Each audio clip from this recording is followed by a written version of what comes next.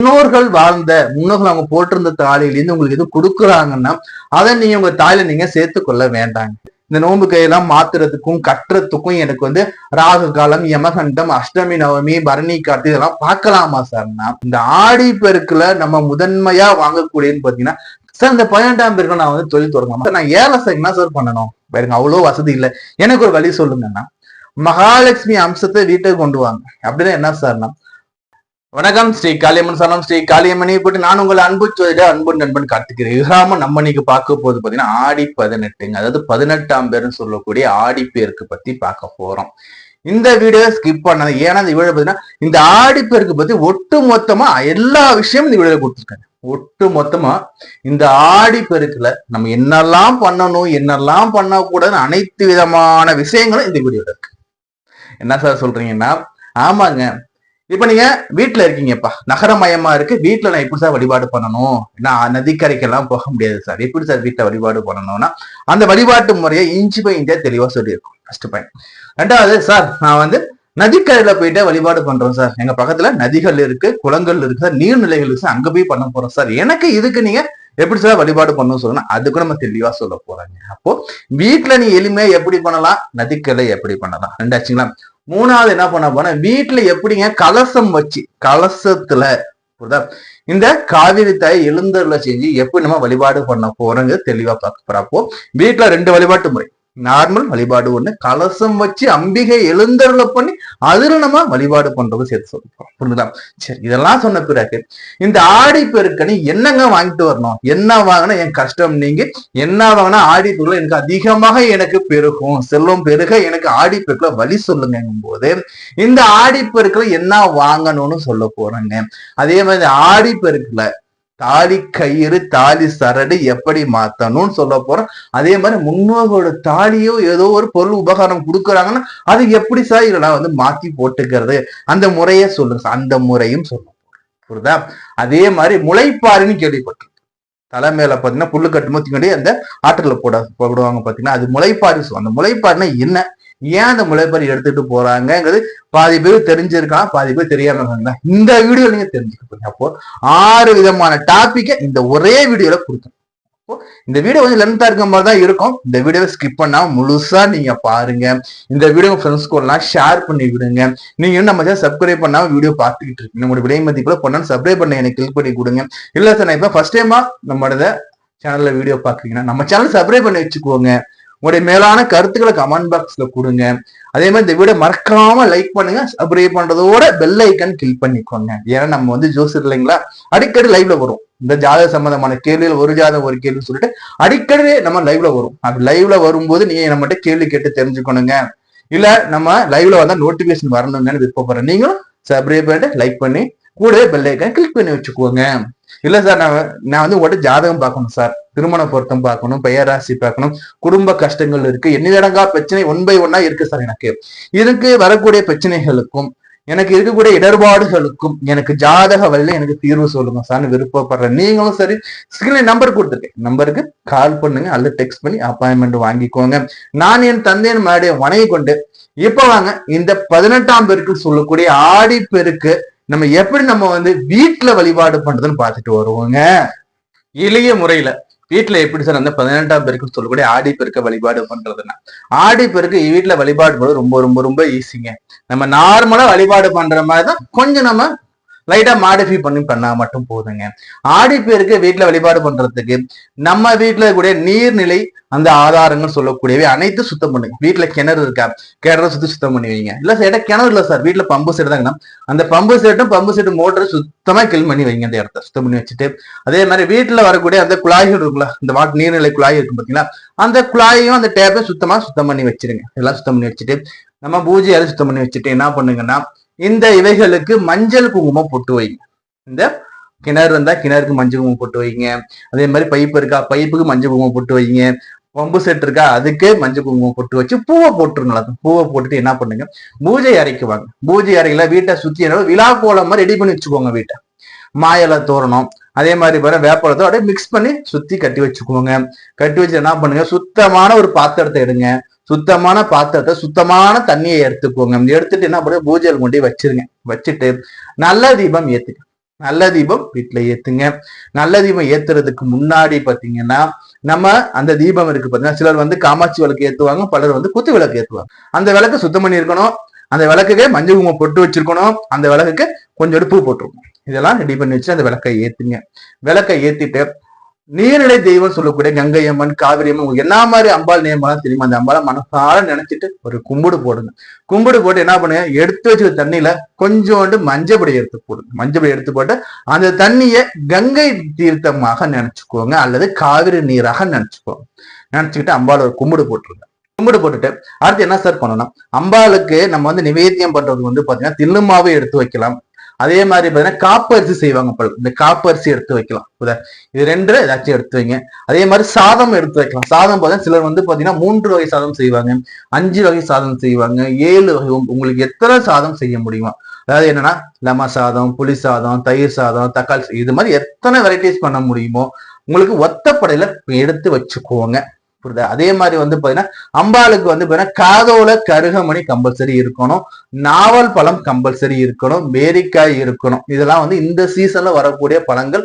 காதோல கருகமணி அம்பாளுக்கு கண்டிப்பாக இந்த இடத்துல இருக்கும். புரியுதா. இதை வச்சுட்டு அந்த நம்ம வந்து எங்க பூஜை அறையிலே கும்பிட்டாலும் சரி, அல்லது உங்க வீட்டுல வந்து எங்க வந்து தண்ணி வருதோ, பைப் இருக்கு பாத்தீங்களா, பொதுவா எங்க சில வீட்டுல பாத்தீங்கன்னா பொதுவான இடத்துல பைப் இருக்கும், அங்க தண்ணி எல்லாம் பிடிப்பாங்க. அந்த இடத்துல எடுத்து கொண்டு வச்சு நீங்க வழிபாடு பண்ணாலும் சரி. இங்க வழிபாடு பண்ணுங்க. அம்பாளுக்கு இந்த சாதம்லாம் எடுத்து வரிசையா வச்சுக்கோங்க. ஒரு பெரிய இலை எடுங்க, எடுத்துட்டு அம்பாளுக்கு பழம் வந்து முதல்ல வைங்க. இந்த பழத்தை வந்து வைக்கும்போது பாத்தீங்கன்னா வாழைப்பழம், பேரிக்காய், ஆரஞ்சு எல்லா பழமும் வைங்க. ஆனா வைக்கிறது வந்து பாத்தீங்கன்னா உங்களோட விருப்பம் தான். இதுல வந்து நாவல் பழம் இடமா இருக்கும். புரியுதா. அதே மாதிரி பேரிக்காய் இடம் பெற்றுக்கணும். இது ரெண்டுத்தையும் மெயினா வச்சுக்கோங்க. காதோல கருமணி வச்சுக்கோங்க. வச்சுட்டு அம்பாளை மனமாற வேண்டிக்கோங்க. இதுல இன்னொன்னு இருக்க சார்னா அதுதாங்க நோன்பு கயிறு.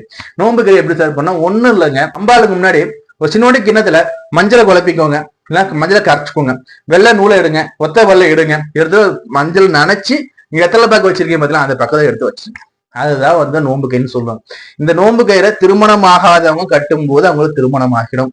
திருமணமானவங்க கட்டும் போது புத்திர பாக்கியம், அடுத்து சகல செல்வமும் கிடைக்க இந்த நோன்பு கயிறு வந்து துணை புரியும். புரியுதுங்களா சார். இதை எடுத்து வச்சுக்கோங்க. வச்சுட்டு அம்பாள் நல்லா மனமாற வேண்டிக்கோங்க. வேண்டிட்டு அம்பாளுக்கு இந்த சாதம்லாம் எடுத்து வச்சுட்டு அம்பாளுகிட்ட உங்களோட குறைகள் என்னவோ அதை சொல்லுங்க. புரியுதா. வார வருஷம் நம்ம வழிபாடு பண்ணுமேனா இந்த குறை எனக்கு நீங்க நல்லபடியா இருக்கும்னு சொல்லி வேண்டிக்கோங்க. வேண்டிக்கிட்டு என்னன்னா வந்து எங்களுக்கு இந்த நீர் எப்பவுமே வந்து எங்களுக்கு வந்து உறுதுணையா இருக்கணுமா, நீர்னால எந்த வித ஆபத்தும் இல்லாம நீர் என்னைக்கும் எங்களுக்கு உறுதுணையா இருக்கணுமா, நீர் இல்லாம போகக்கூடாது. ஏன்னா நீர் அதிகமாவும் இருக்கக்கூடாது, கம்மியாவும் இருக்கக்கூடாது. புரியுதா. ரெண்டுமே ஆபத்து. சோ நடுநிலையா இருக்கும் சொல்லி அம்பாளை வேண்டிக்கோங்க. வேண்டிக்கிட்டு என்னன்னா வந்து சூடம் சாம்பிராணி பத்தி காட்டு. சூடம் சாம்பிராணி பத்தி இந்த அம்பாளுக்கு காட்டுங்க. அதே மாதிரி பூஜையால வச்சு பண்ண பூஜையால காமிச்சிட்டு எங்கெல்லாம் நம்ம வந்து பைப்புலாம் சுத்தம் பண்ணி பூ போட்டோமோ அங்க அனைத்துக்குமே என்ன பண்ணுடா வந்து பாத்தீங்கன்னா இந்த சூடம் சாம்பிராணி பத்தி காட்டுங்க. அதே மாதிரி நீர்நிலை இடத்துல வச்சு பண்ற சார், பைப் வருது போய் அங்க வச்சு பண்றோம்னா ரொம்ப நல்லது. பைப்பை அப்படியே திறந்து விடுங்க. வழிபாடு பண்ணுவோம், எடுத்து திறந்து விட்டுட்டு கீழே ஒரு டப்பு மாதிரி வச்சுக்கோங்க. தண்ணி கீழே முடியாது, நம்ம பூஜை வந்து கெடுத்துடும் இல்லைங்களா. ஸோ ஒரு கிண்ண மாதிரி வச்சு ஸ்லோவா வச்சுக்கோங்க. இந்த தண்ணி காவிட்டு உங்க வீட்டுல எழுந்துடுற மாதிரி அப்படியே சித்தரிச்சு வழிபாடு பண்ணிக்குவாங்க. இது வந்து வீட்டுல பண்றது. இது வழிபாடு முடிச்ச பிறகு அந்த சாதங்க நம்ம தானமா பண்ணலாம், நோன்பு கயிறு கையில கட்டிக்கலாம். புரிஞ்சுங்களா. இது வந்து வீட்டுல நம்ம எளிமையா பண்றதுங்க. இதை வந்து பாத்தீங்கன்னா வந்து நம்ம நார்மலா ரெகுலர் பேசிக்கலா அம்பாளை வழிபாடு பண்ற மாதிரி தான். இன்றைய நாள்ல சிறப்பா அம்பாளுக்கு வந்து என்ன பண்ண போறோம்னு பாத்தீங்கன்னா வந்து இந்த சமையல்லாம் எடுத்து வச்சு, பழங்கள்லாம் எடுத்து வச்சு, நோன்பு கயிறுலாம் எடுத்து வச்சு, என் வீட்டுல காவிரி தாய் வந்து எனக்கு வந்து இருக்கக்கூடிய பிரச்சனையெல்லாம் தீர்த்து வைக்கணுமா, தண்ணியினால கூட பிரச்சனை நடத்தி தீர்த்து வைக்கணும்னு சொல்லி நம்ம வேண்டிக் கொள்றது, வீட்டுல வழிபாடு பண்றோம். சரி சார். நான் வந்து பாத்தீங்கன்னா ஆற்றங்கரை பக்கத்துல தான் சார் இருக்கேன். ஆறுகள்ல போய் எப்படி சார் நான் பண்றதுன்னா ரொம்ப ரொம்ப சிம்பிளுங்க. அதாவது வந்து பாத்தீங்கன்னா நம்ம எங்க வழிபாடு பண்ண போறோமோ அந்த இடத்துக்கு கொஞ்சம் முன்கூட்டியே போயிட்டீங்கன்னா கூட்ட நெரிசல் அதிகமா இருக்கும் இல்லைங்களா. முன்கூட்டியே போயிட்டு தாமா எங்க பூஜை போட போறோமோ அது தான் பூஜை போடுற இடத்துனா சதுரமா இருக்கக்கூடிய மண்ணை அப்படியே கட்ட மாதிரி கட்டிப்போம். சின்ன வீடு மாதிரி கட்டிப்பாங்க. சின்ன வீடு மாதிரி கட்டிக்கிட்டு முதல்ல என்ன பண்ணணும்னா பிள்ளையார் பிடிச்சி வைப்பாங்க. புரிதல். மஞ்சள் பிள்ளையாரோ அல்லது சாண பிள்ளையாரோ புதல்ல ஏதோ ஒரு பிள்ளையார் பிடிச்சி வச்சாங்க. உங்களுக்கு நமக்கு என்ன வழக்கம், ரோஸ்ல மஞ்சள் பிடிப்பாங்க, சந்தன சாணம் ஏதாச்சும் பிள்ளையார் பிடிச்சி வச்சு பிள்ளையாருக்கு அருகம்புல் வச்சு பிள்ளையாருக்கு பூ வச்சுட்டு பிள்ளையார மேல வழிபாடு பண்ணணும். என்னன்னா வந்து இந்த ஆடி பெருக்களை எந்த ஒரு பிரச்சனை கூடாதுப்போ நல்லபடியா வழிபாடு பண்ண சொல்லி பிள்ளையார வழிபாடு பண்ணிட்டு அது நம்ம வந்து என்னன்னா காவிரி தாயை அப்படியே வழிபாடு பண்ணுவோம். காவிரி கையெடுத்து கும்பிட்டுட்டு நம்ம எடுத்துட்டு வந்து காப்பரிசி, தில்லு மாவு, பழங்கள், புரியுதுங்களா. அதே மாதிரி கட்டி சோறும் சொல்லுவோம். கட்டு சோறுனா ஒண்ணு இல்லைங்க, 5 சாதம் சொன்ன பாத்தீங்களா. இந்த லெமன் சாதம், புளி சாதம், தயிர் சாதம், தக்காளி, இது மாதிரி 5 சாதம். 5 வகையான சாதம் அல்லது 9 வகையான சாதம் அல்லது 3 வகையான, உங்களுக்கு எவ்வளவு முடியுமோ அவ்வளவு எல்லாத்தையும் எடுத்துக்கிறதுக்கு முன்னாடி என்னன்னா நல்ல தீபம் ஏத்துவோம். சிலர் வந்து அகல் விளக்குல ஏத்துவாங்க, சிலர் வந்து பாத்தீங்கன்னா வந்து வீட்டுல இருந்து விளக்கு கொண்டு ஏத்துவாங்க, சிலர் வந்து என்ன பண்ணுவாங்கன்னா வந்து எலுமிச்சம்பழத்தை அந்த புளிஞ்சிட்டு அந்த தோலை வச்சு விளக்கு ஏத்துவாங்க. என்ன முறையோ அதுல என்ன பண்ணுவாங்க, விளக்கு ஏத்திட்டு வழிபாடு பண்ணிட்டு நம்ம ஃபர்ஸ்ட் என்ன பண்ணுவோம்னா வந்து அம்பாளுக்கு வந்து கொண்டு வந்துருக்க சாதம் பழங்கள் எல்லாத்தையுமே அப்படியே எடுத்து வைப்போம். எடுத்து வச்சுட்டு கூடவே வந்து பாத்தீங்கன்னா வந்து தாலி கயிறு மாத்துறவங்க அந்த பிள்ளையார்கிட்ட வந்து புது தாலி கயிறு எடுத்து வைப்பாங்க. தாலி சரடை மாத்தணுங்க, இல்ல இருந்து தாலி கயிற்றுல இருந்து தங்கத்து செயினுக்கு மாத்த போறவங்க என்ன கோத்து ரெடியா என்னன்னா பிள்ளையார் பாதத்துல எடுத்து வச்சிருவாங்க. வச்சுட்டு அந்த சிலர் வந்து நோம்பு கயிறு வச்சுருவாங்க, நோம்பு கயிறு பிள்ளையார்ட்ட எடுத்து வச்சுட்டு பெரிய இலை போட்டு இந்த கொண்டு வந்துருக்க சாதத்தை வச்சுட்டு அடுத்தபடியா பழங்கள் வைக்கும். இந்த பழங்களுக்கு வந்து பாத்தீங்கன்னா வந்து முதன்மையா நம்ம சொல்லக்கூடியது பார்த்தீங்கன்னா நாவல் பழம், விளாம்பழம், பேரிக்காய், இது 3மே முதன்மையா இருக்கணும். அதுக்கு அடுத்த பிறகு என்னென்ன பழங்கள் இருக்கோ அத்தனை பழங்களையும் வரிசையால் எடுத்து வச்சுட்டு பூவெல்லாம் எடுத்து வச்சுட்டு என்னன்னா வந்து சூடம் சாம்பிராணி பத்தி சூடம் சாம்பிராணி பத்தி காமிச்சிட்டு அந்த காவிதையை மனமாற வேண்டிட்டு என்ன பண்ணுவாங்கன்னா வந்து தாலி கயிறு மாத்திப்பாங்க. புரியுதா? தாலி கயிறு மாத்திப்பாங்க. சில என்ன பண்ணுவாங்கன்னா வருஷம் வந்து தாலி கயிறு மாத்துறாங்க, இந்த வருஷத்தையும் கண்டிப்பா மாத்திக்கலாங்க. First point. 2வது தாலி கயிறுங்க வந்து நஞ்சு போயிருக்கு சார்னா இந்த ஆண்டுலாம் மாத்திக்கலாங்க. இல்ல சார் இப்பதான் தாலி கயிறு மாத்தினேன், இப்ப திரும்பி தாலி கயிறு மாத்தணுமானா மாத்த வேண்டிய அவசியம் இல்லை. புரியுதுங்களா? தாலி கயிறு டேமேஜ் ஆகிருக்குன்னா இந்த நாள்ல மாத்திக்கலாம். First point. புரியுதா?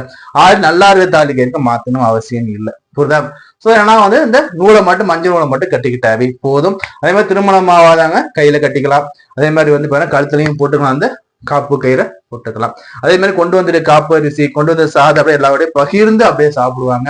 சாப்பிட்டுட்டு என்ன பண்ணுவாங்கன்னு வந்து பாத்தீங்கன்னா நம்ம அந்த இலைகளை வாழைகள்ல என்ன பண்ணுவாங்கன்னா ஒற்றைப்படையில தீபம் ஏற்றி அதுல மலர்கள் வச்சு அந்த காவிரி ஆத்துல விடுவாங்க. அது ஏன்னா நமக்கு இருக்கிற கஷ்டங்கள் எல்லாத்தையுமே காவிரி எண்ணெய் நீக்கி கொடுத்துருவாங்கன்ட்டு என்னன்னா இந்த காவிரி தண்ணியில பாத்தீங்கன்னா நம்ம தீபம் ஏற்றி விடுவோங்க. இது வந்து பாத்தீங்கன்னா ஆடி பெருக்குல நம்ம வந்து முதன்மையா சொல்லக்கூடியது, எல்லாரும் சிறப்பா பண்ணுவாங்க. இது வந்து பாத்தீங்கன்னா நதிக்கரையில பண்ணக்கூடியது. இதுல வந்து பாத்தீங்கன்னா நம்ம தாலி செயின் நம்ம எப்படி சார் மாத்துறது? இந்த தாலி செயின் தாலி கயிறு எல்லாருமே மாத்தணுமா சார்? ஆனா தாலி செயின் தாலி கயிறு தேவை இருக்கு, நீங்க மட்டும் மாத்தினா போதுங்க. இல்ல சார் இப்ப ஆனி மாசம் தான் திருமணம் ஆயிடுச்சு, ஆனி கடைசியில தான் ஆச்சு சார், நான் இப்ப அவங்க தாலி கயிறுல இருந்து செயினுக்கு மாத்திக்கலாம். ஆனா அதாவது மொத்தமா தாலி கயிறு போட்ட நூல்ல திருச்சி போட்டா நம்ம கயிறா மாத்திக்கலாம், இல்ல வசதிக்கு நீங்க என்ன தாலி செயினா மாத்திக்கலாம். அதுக்கு இது உகந்தம் தான். இந்த ஆடியில தாலி கயிறு மாத்தும் போது பெருக்கி கொடுக்கும்னு சொல்றேன்.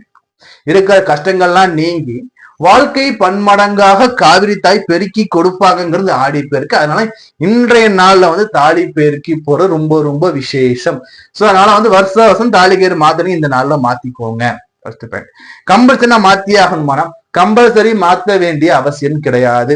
சார் எனக்கு வந்து சார் முன்னோர் தாலிகள்ல இருந்து எனக்கு ஒரு பாகம் கொடுத்துருக்காங்க, அதாவது ஒரு காசோ ஒரு மாலையோ ஒரு மாங்காயோ ஏதோ ஒண்ணு ஒரு சின்னோட கொடுத்துருக்காங்க சார், அதைய தாலில சேர்த்துக்கலாமான்னா முன்னோர்கள் அவங்க போட்டிருந்த தாலியில இருந்து உங்களுக்கு எதுவும் கொடுக்குறாங்கன்னா அதை நீங்க உங்க தாலில நீங்க சேர்த்து கொள்ள வேண்டாங்க. ஏன் நான் இப்படி சொல்றேன்னா ஒருவர் அணிந்த திருமாங்கல்யம்ங்கிறது அவருக்கு மட்டுமே அது வந்து நட்பண்ண கொடுக்கும், மற்றவர்கள் கொடுக்க போவது கிடையாது. ஒருவர் அணிந்த தாலி அவருக்கு மட்டுமே சுபிச்சத்தை கொடுக்கும். சோ அப்படி இருக்கும்போது என்ன பண்ணுங்க, அந்த தாலி கொடுத்தாங்க இல்லையா பாகம், அந்த பாகத்தை கொண்டு போயிட்டு வித்துட்டு அதன் கூட அட்லீஸ்ட் 1 கிராமாச்சும் கூட போட்டு என்ன பண்ணுங்க, உங்களுக்கு என்ன தேவையோ ஒரு பவளமோ இல்ல ஒரு காசோ ஒரு மாங்காவோ உங்களுக்கு என்ன தேவையோ அவங்க ஞாபகார்த்தமா வாங்கி நீங்க போட்டுக்கோங்க. அதை விட குறைவா வாங்கிடாதீங்க. அட்லீஸ்ட் 1 கிராமாச்சும் கூட. இப்ப அவங்களது வந்து பாத்தீங்கன்னா 2 கிராமுக்கு விற்கிறீங்கன்னா நீங்க 3 கிராமுக்கு ஏதாச்சும் மாற்றி போட்டுக்கோங்க. அவங்க ஞாபகார்த்தமா போட்டுக்கலாமே தவிர அந்த தாலியில இருக்க இந்த தாலிக்கு மாற்றுறதுக்கு அந்த அளவு சுபிச்சம் கிடையாது. புரிஞ்சுச்சுங்களா? சரி, அடுத்து வந்து இந்த தாலி கயிறு இந்த நோம்பு கையெல்லாம் மாத்துறதுக்கும் கட்டுறதுக்கும் எனக்கு வந்து ராகு காலம், யமகண்டம், அஷ்டமி நவமி, பரணி காட்டு இதெல்லாம் பார்க்கலாமா சார்னா இந்த ஆடி பேருக்கு பொறுத்த வரைக்கும் திதி நட்சத்திரம் கிழமை தோஷம் கிடையாது. செவ்வாய்க்கிழமையாக இருந்தாலும் மாத்திக்கலாம், அஷ்டமி நவமியாக இருந்தாலும் மாத்திக்கலாம், பரணி காத்து இருந்தாலும் மாத்திக்கலாம், வெள்ளிக்கிழமை இருந்தாலும் மாத்திக்கலாம். சோ இந்த ஆடி பெருக்குக்கு இந்த தோஷம் கிடையாது. புரிஞ்சுங்களா? சரி, அடுத்து இந்த ஆடி பெருக்குல என்ன சார் வாங்கலாம்? இந்த ஆடி பெருக்குல என்ன வாங்கினா சார் நல்லா இருக்கும்? இந்த ஆடி பெருக்குல நம்ம முதன்மையா வாங்கக்கூடியன்னு பாத்தீங்கன்னா தங்கம் வாங்குங்க. தங்கம் வாங்கும் போது வந்து பாத்தீங்கன்னா தங்கம் பன்மடங்கா பெருகும். பண்டைய காலத்துல பாத்தீங்கன்னா இந்த ஆடி மாசங்கிறது பொருட்கள் வாங்குறதுக்காக வச்சிருந்தாங்க. பொருட்கள் வாங்கி சேர்த்து வச்சுக்கிட்டு என்ன பண்ணுவாங்கன்னா அடுத்து வரக்கூடிய மாதங்கள்ல அவங்க வந்து அந்த பொருட்களை பயன்படுத்திப்பாங்க. சோ திருமணம் பண்ணணும்னா அந்த ஆடி மாசம் வாங்கி வச்சுட்டு அடுத்து வரக்கூடிய ஆவணி மாசம் அப்படியே அது வந்து ரொட்டீனா வந்துகிட்டே இருக்கும். சோ பொருட்கள் வாங்குறதுக்காக வச்சிருந்த மாதம் தான் ஆடி மாதமாக பண்டைய காலத்துல. இப்பெல்லாம் அது வந்து மாறி போச்சு. சரி, இந்த ஆடி மாசத்துல தங்கம் பிளஸ் வெள்ளி வாங்கும்போது அது பன்மடங்கா இருக்கும்.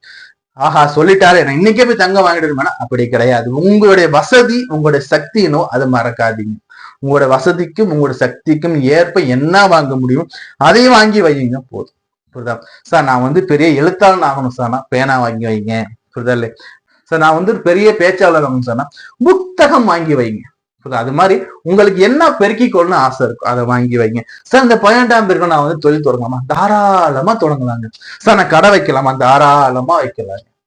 சார் நான் ஹோட்டல் பிசினஸ் பண்ண தாராளமா பண்ணலாம். இந்த பெருக்கக்கூடிய நாள் இந்த 18ஆம் நாளுக்கு தோஷம் எதுவும் கிடையாதுங்கிறத மறக்க கூடாது. புரியுதா?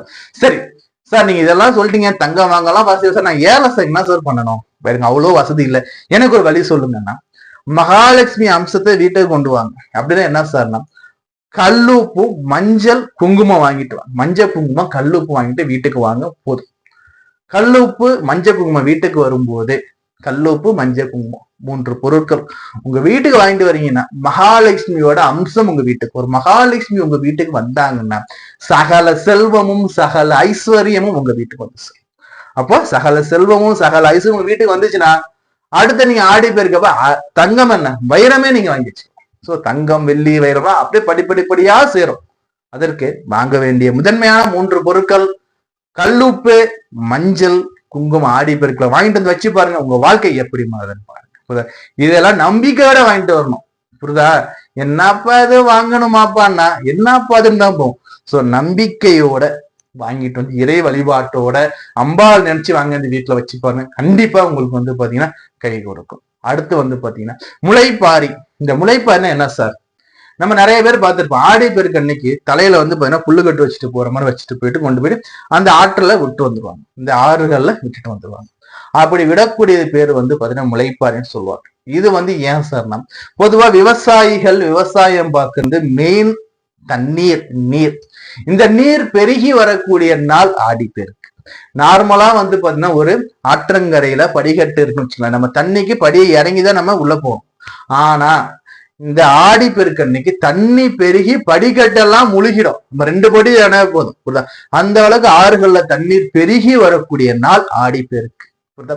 சோ அப்படி பெருகி வரக்கூடிய நாள் அந்த நன்னால வந்து பாத்தீங்கன்னா எப்படி சார் பயன்படுத்திக்கிறதுங்கிறது வந்து பாத்தீங்கன்னா விதை நெல்லை வச்சு பயன்படுத்துவாங்க. இப்பெல்லாம் பாத்தீங்கன்னா வந்து நவீனமயமாச்சு. விதை நெல்லாம் நம்ம வந்து வாங்கிதான் நம்ம விதை நெல் போட்டு விவசாயம் பண்றவங்க நம்ம இருக்கும். அந்த காலத்துல பாத்தீங்கன்னா விதை நெல் வந்து விவசாயியே உருவாக்கி எப்படி சார்னா அந்த காலத்துல வெறும் பதருன்னு சொல்லுவாங்க, பத்தாயன்னு சொல்லுவாங்க, குதிருன்னு சொல்லுவாங்க. என்ன சார்னா பெருசு பெருசா ஒரு பானை மாதிரி வச்சிருப்பாங்க. எல்லாம் பார்த்தீங்கன்னா பரன் மேல பாத்தீங்கன்னா வந்து ஒரு பெரிய ஒரு ரூம் சைஸுக்கு பாத்தீங்கன்னா ஒரு பெட்டி மாதிரி இருக்கும். இருட்டா இருக்கும் அந்த இடம். இங்க என்ன பண்ணுவாங்கன்னா விதை நெல் விதை சோளம் சொல்லிட்டு அனைத்து விதமான விவசாய பொருட்கான விதையும் அதை சேர்த்து வச்சிருப்பாங்க. இருட்டான இடத்துல காற்றோட்டம் இல்லாத இடத்துல சூரிய ஒளி இல்லாத இடத்துல வச்சிருப்பாங்க. அது வந்து விதைக்கின்னு வச்சிருப்பாங்க. விவசாயமான விதைக்குன்னு வச்சிருப்பாங்க. அப்ப என்ன பண்ணுவாங்கன்னா ஆடிப்பட்டம் தேடி சொல்றாங்க இல்லைங்களா?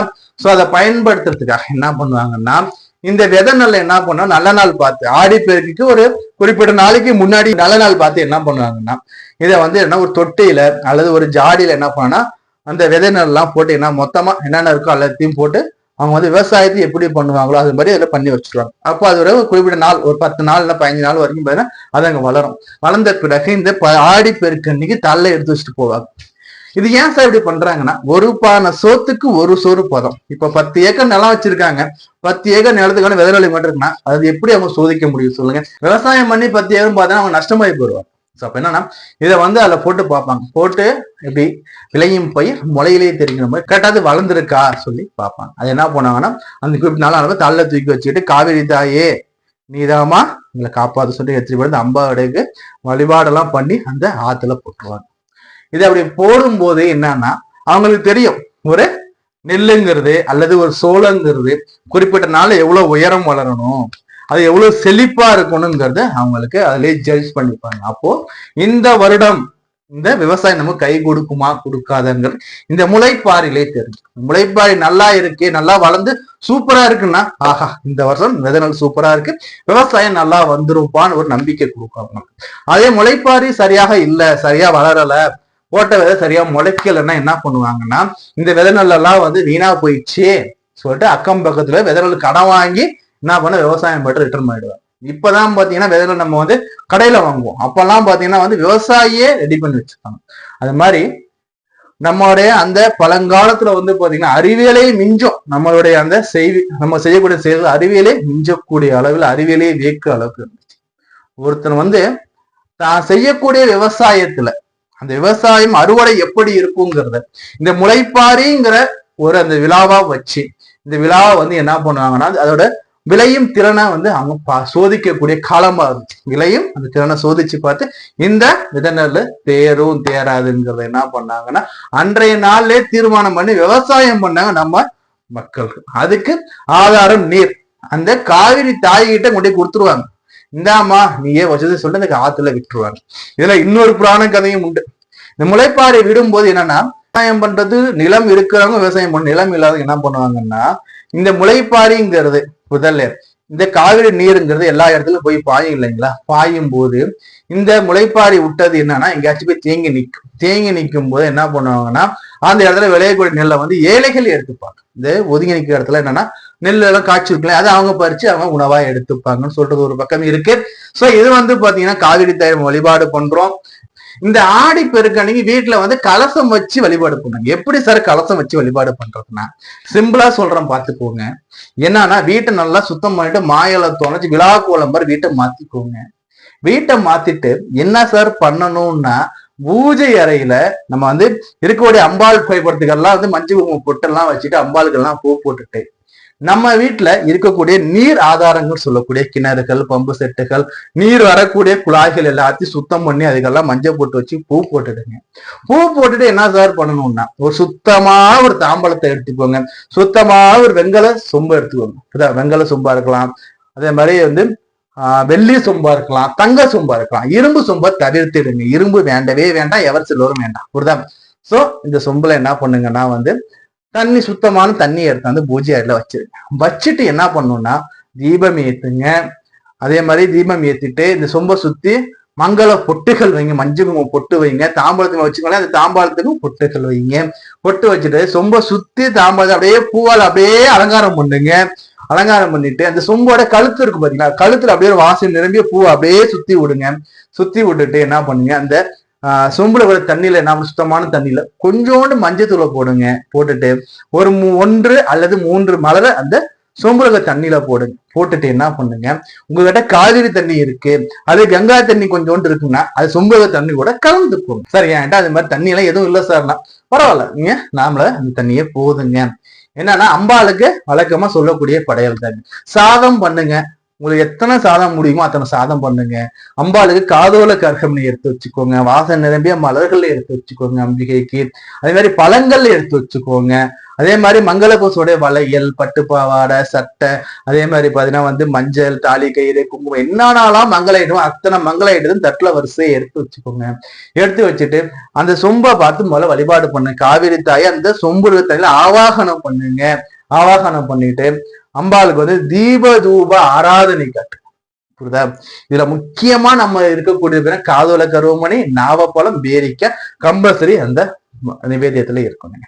இது மட்டும் வச்சுட்டு அம்பாளுக்கு நிவேதியம் பண்ணுங்க. சூடம், சாம்பனி, கற்பூரம் காமிங்க. காமிச்சுட்டு என்ன பண்ணுங்க, உங்க வீட்டுல நீர்ல ஆதாரம் பைப் இருக்குல்ல, அந்த பைப்பை திறந்து விடுங்க. கொஞ்சம் நெக்கில ஒரு டப்பா வச்சு திறந்து விடுங்க பூஜை செய்யறப்ப.